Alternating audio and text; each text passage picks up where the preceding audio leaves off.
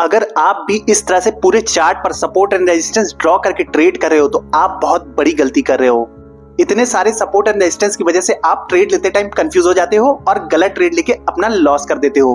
तो आज की इस वीडियो में मैं आपको सिखाने वाला हूं कि कैसे आप सही से चार्ट पर सपोर्ट एंड रेजिस्टेंस को ड्रॉ करके अपने ट्रेडिंग को बहुत ज्यादा इंप्रूव कर सकते हो।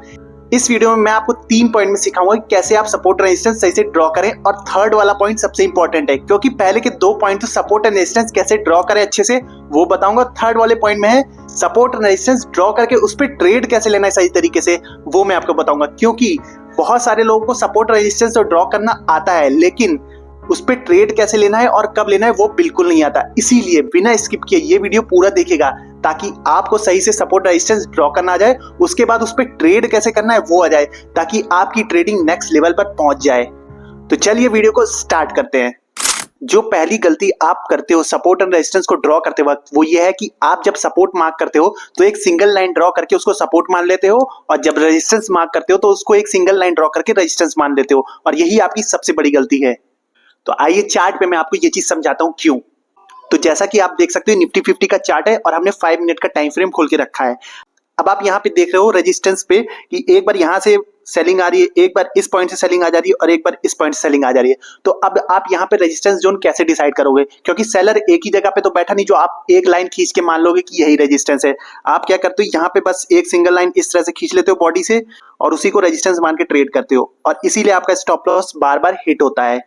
अब देखिए रेजिस्टेंस कोई एक सिंगल लाइन नहीं होती, ये एक जोन होता है जहां से सेलिंग आती है। तो इसको हम बोल सकते हैं एक सप्लाई जोन। सप्लाई और डिमांड जोन का एक कॉन्सेप्ट होता है। तो जो रेजिस्टेंस है वहां पे सेलर बैठे हैं इसीलिए उसको सप्लाई जोन बोला जाता है। तो हमने देखा कि सप्लाई जोन में कभी सेलिंग इस जगह से आ जा रही, कभी इस जगह से आ जा रही, तो कभी इस जगह से आ जा रही। तो हमें उसी हिसाब से अपना पूरा रेजिस्टेंस का एक जोन बनाना है ताकि हम ट्रेड लें तो बहुत ही अच्छे एनालिसिस के साथ उस रेजिस्टेंस पे ट्रेड ले पाए। तो आपको इस तरह से कुछ ड्रॉ करना है, एक रेक्टेंगल शेप का पूरा रेजिस्टेंस आपको बनाना है, तब आप उसमें अच्छे से डिसीजन ले पाओगे कि रेजिस्टेंस पे जब मार्केट आएगा तो आपको ट्रेड कैसे लेना है। तो आप पहले तो इस तरह से एक रेक्टेंगल ड्रॉ कर लो रेजिस्टेंस पे, इस तरह से कुछ रेजिस्टेंस पे अपना रेक्टेंगल ड्रॉ कर लो। जहां से बार बार सेलिंग आई उसको पूरा एक जोन बना लो जैसा कि मैंने चार्ट में बना दिया।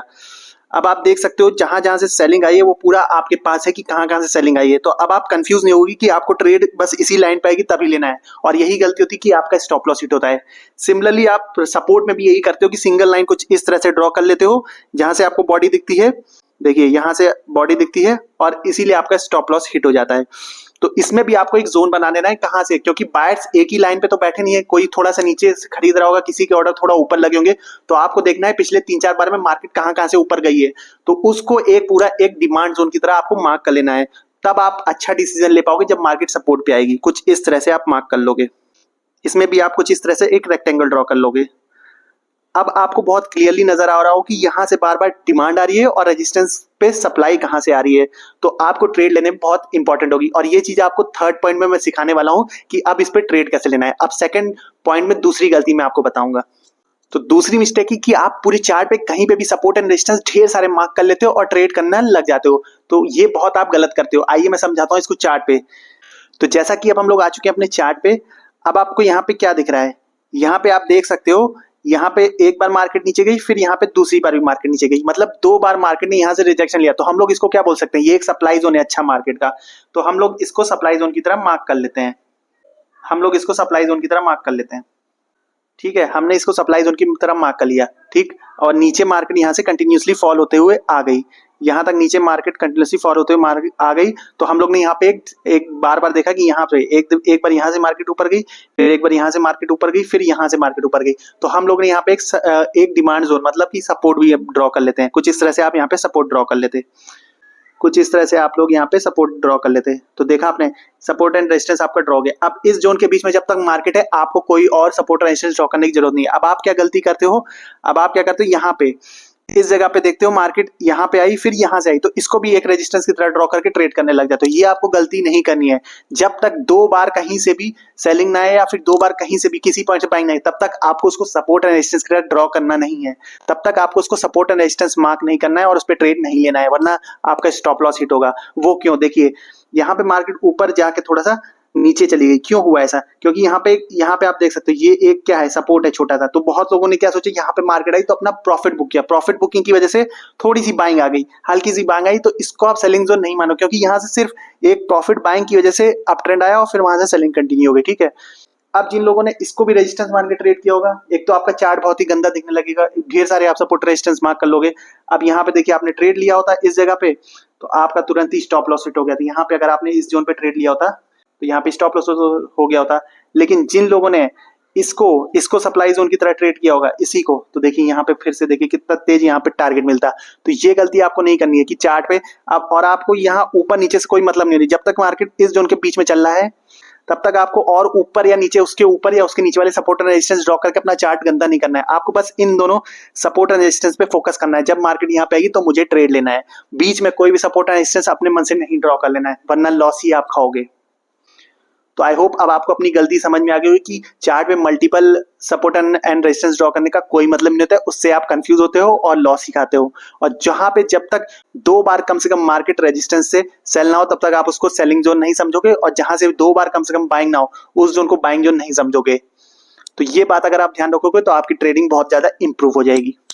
अब बात करते हैं तीसरे पॉइंट की, जो बहुत ही इंपॉर्टेंट है। इसमें हम बात करेंगे कि आपने सपोर्ट एंड रेजिस्टेंस तो ड्रॉ करना सीख लिया, लेकिन आपको ट्रेड कैसे लेना है। ठीक है, अब देखिए यहाँ पे एक सपोर्ट है, यहाँ पे एक रेजिस्टेंस है, यहाँ पे एक रेजिस्टेंस है। वो आपको कैसे पता चला? एक बार मार्केट यहाँ से सेलिंग आई, ठीक है, फिर यहाँ से एक बार बाइंग आ गई, फिर यहाँ से एक बार बाइंग आई, फिर जब दोबारा यहाँ से सेलिंग आ जाएगी तब कंफर्म हो जाएगी कि एक सप्लाई जोन है। अब यहाँ पे मार्केट आएगी तब आप ट्रेड लोगे यहाँ पे। ठीक है, और यहाँ से फिर यहाँ से बाइंग आ गई, इसी जोन से बाइंग आ गई, तो ये आपका कंफर्म होगा कि एक बाइंग एरिया है। अब आपने ये सपोर्ट रेजिस्टेंस ड्रॉ कर लिया। अब जब मार्केट यहाँ पे अप्रोच करी इस रेजिस्टेंस पे, तो आपको ट्रेड कब लेना है? ट्रेड आपको तब लेना है जब मान लीजिए यहाँ पे एक रेड कैंडल कुछ इस तरह की, या तो प्योर बड़ी एक रेड कैंडल ऐसे बन जाए, तब आपको यहाँ पे एंट्री बनानी है अपनी, या फिर एक शूटिंग स्टार जैसी कैंडल बने कुछ इस तरह की कैंडल बने, तब आपको यहाँ पे अपनी एंट्री देनी है। एसएल आपका जस्ट इसके ऊपर रहेगा। अगर ये सिनेरियो फेल होता है, अगर यहाँ पे कोई रेड कैंडल नहीं बनती है और मार्केट इसके बाद यहाँ पे एक पॉजिटिव ग्रीन कैंडल बना देती है, कुछ इस तरह की ग्रीन कैंडल बना के इस जोन के ऊपर क्लोज कर देती है, तो आपको यहाँ पे ट्रेड अभी अवॉइड करना है। अभी आपको बाइंग का भी ट्रेड नहीं लेना है कि आप देखो आपको लगे यहाँ पे मार्केट ने ब्रेकआउट दे दिया तो आप यहाँ से बाय की एंट्री कर लो। ऐसा बिल्कुल भी मत करना, क्योंकि एक ट्रैप हो सकता है। ट्रैप इसलिए क्योंकि बड़े प्लेयर्स होते हैं, उनको अपनी बड़ी क्वांटिटी सेल करनी है। अगर सब लोग यहाँ इस जोन से ही सेल कर देंगे तो बायर कौन बचेगा? अगर बायर ही नहीं होगा तो सब बड़े प्लेयर अपनी सारी क्वांटिटी सेल नहीं कर पाएंगे। इसलिए वो लोग क्या करते हैं, यहाँ पे एक फेक आउट देते हैं और आप जैसे रिटेलर्स को बाय करवा लेते हैं। ठीक है, बाय जैसी आप करते हो वैसी एक बड़ी सी रेड कैंडल यहाँ पे फिर बन जाती है और मार्केट बहुत तेजी से नीचे चली जाती है। तो जैसे ही अब आपको देखना है, अभी तक आपने कोई ट्रेड नहीं लिया, जैसे ही एक रेड कैंडल इस जोन के फिर अंदर क्लोज हो जाती है, अब आपको यहाँ पे एंट्री लेनी है रेजिस्टेंस पे। ये एक सही तरीका होता है सपोर्ट एंड रेजिस्टेंस को ट्रेड करने का। और आप लोग क्या गलती करते हो, जैसे ही मार्केट इस जोन पे पहुंचती है वैसे ही ट्रेड ले लेते हो, जैसे ही मार्केट टच करती है उस जोन को हल्का सा भी, वैसे ही अपना सेल का ट्रेड लेते हो, या फिर सपोर्ट पहुंचती है तो बाय का ट्रेड लेते हो। आपको ये गलती अवॉइड करनी है। सेम आपको सपोर्ट जोन पे भी करना है। सपोर्ट जोन पे भी देखिए, अगर मार्केट यहाँ पे आती है, मान लीजिए मार्केट गिरती हुई यहाँ पे आ गई, अब आपको यहाँ से बाय करना है, तो आपको क्या चाहिए? पहले एक ग्रीन कैंडल चाहिए इस तरह की, या फिर हैमर। ठीक है, ये हमें बताता है कि यहाँ पे बायर्स फिर से एक्टिवेट हो चुके हैं, इसीलिए आपको इस तरह की कैंडल चाहिए। अगर कैंडल ना आके रेड क्लोजिंग दे देती है इसके नीचे, ऐसे करके बड़ी सी रेड कैंडल क्लोज दे देती है, तो आपको ना बाय करना है ना सेल, अभी वेट करना है, क्योंकि यहाँ पे बड़े प्लेयर जो हैं उनके पास बड़ी क्वांटिटी होती है, जैसा मैंने आपको बताया था। तो वो क्या करते हैं, पहले आपको सेल करवाएंगे। अब यहाँ से बहुत सारे रिटेलर क्या करेंगे, नीचे का ट्रेड ले लेंगे। आपको नीचे का ट्रेड कब लेना है ये भी आप देख लो। अब मान लीजिए हो सकता है मार्केट यहाँ से फिर से इस जोन पे रीटेस्ट करने के लिए आए, ठीक है। अब जब यहाँ से फिर जब इस जोन को टच करके एक रेड कैंडल बनती है, तब आपको सेल का ट्रेड लेना है, उससे पहले सेल का ट्रेड लेना ही नहीं है, ठीक है। अब बाय का ट्रेड कब लेना है? अब बाय का ट्रेड आपको तब लेना है जब ये ग्रीन कैंडल फिर इस जोन के ऊपर क्लोज हो जाए। जैसे ही इस जोन के ऊपर फिर से ग्रीन कैंडल क्लोज होगी, आपका यहीं पे एंट्री हो जाएगी, और यहाँ इस कैंडल के नीचे अब आपका एसएल रहेगा। तो इस तरह से आपको सपोर्ट और रेजिस्टेंस ड्रॉ करके बाय और सेल करना है, इसके अलावा आपको कुछ नहीं करना है। अगर आपने ये 3 स्टेप अच्छे से फॉलो कर लिए तो आप चैंपियन बन जाओगे सपोर्ट एंड रेजिस्टेंस ट्रेडिंग के। इसीलिए इस वीडियो को अगर आपने ध्यान से देखा होगा तो आपको तीनों पॉइंट क्लियर हो गए होंगे। तो अगर आपको और कोई स्ट्रेटजी नहीं आती और अगर आपको सिर्फ सपोर्ट एंड रेजिस्टेंस ट्रेडिंग ही आती है तो भी आप मार्केट में बहुत अच्छा परफॉर्म करोगे, क्योंकि सपोर्ट एंड रेजिस्टेंस बहुत एक प्रूवन स्ट्रेटजी है जहां से आपको पता है कि ये एक डिमांड जोन है और एक सेलिंग वाला सप्लाई जोन है, तो आप उसको फॉलो करके बहुत अच्छा ट्रेडिंग में कर सकते हो। तो अगर आपको इस वीडियो से कुछ भी सीखने को मिला हो तो लाइक जरूर करिएगा, चैनल को सब्सक्राइब करिएगा। मिलते हैं नेक्स्ट वीडियो में, तब तक के लिए जय हिंद।